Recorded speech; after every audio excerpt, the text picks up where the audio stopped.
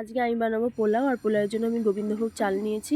আর পোলাও বানাতে গেলে মেজারমেন্টটা খুবই প্রয়োজনীয়, তার জন্য আমি একটা গ্লাস নিয়েছি। আমার দেখো এখানে 3 গ্লাস, আর হাফ গ্লাসের থেকেও সামান্য কম একটুখানি চাল হয়েছে। চালটাকে আমি ধুয়ে নিয়েছি। ধুয়ে আমি জলটাকে ঝাড়া দিয়ে আমি দেখো সাইডে চালটাকে আমি রেখে দেবো। এবার আমি কড়াইতে দিয়ে দিচ্ছি সাদা তেল। সাদা তেল দেওয়ার পরে আমি কাজু বাদামটাকে হালকা ভেজে নিচ্ছি। ভেজে নিয়ে আমি দেখো কাজু বাদামটাকে নামিয়ে নিয়েছি। এবার আমি এই তেলেই দিয়ে দেব কিশমিশ। কিশমিশটাকেও আমি হালকা নেড়েচেড়ে ভালো করে ভেজে নেব। দেখো কিশমিশ ভাজা হয়ে গেলে প্রায় পপকর্নের মতো ফুলে উঠেছে, আর তখন আমি কিশমিশগুলোকেও আমি নামিয়ে নিচ্ছি। এবার এখানে আমার কাজু আর কিশমিশ দুটোই আমার ভাজা হয়ে গেছে।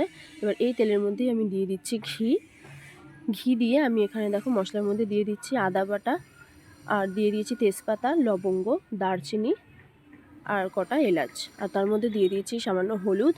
দিয়ে আমি চালটাকে দিয়ে আমি ভালো করে নেড়েচেড়ে নেব। নেড়েচেড়ে আমি ভালো করে দেখো এটাকে মিক্স করে নিচ্ছি। এটা দেখো মিক্স করা হয়ে গেছে। হয়ে গেলে আমি এর মধ্যে দিয়ে দিচ্ছি সামান্য নুন আর একটুখানি গুঁড়ো গরম মশলা। এটাকেও আমি ভালো করে মিক্স করে নেব।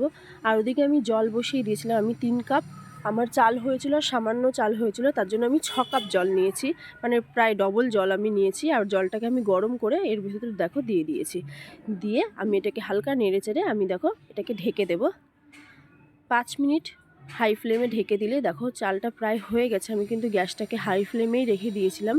আর দেখো আমার চালটা প্রায় হয়ে গেছে। আমি হালকা নেড়েচেড়ে এর ভেতরে আমি দিয়ে দিচ্ছি কাজু আর কিশমিশটা ভাজাটাকে আমি দিয়ে দিচ্ছি। তার মধ্যে দিয়ে দিচ্ছি আমি চিনি। এটাকে আমি ভালো করে নেড়েচেড়ে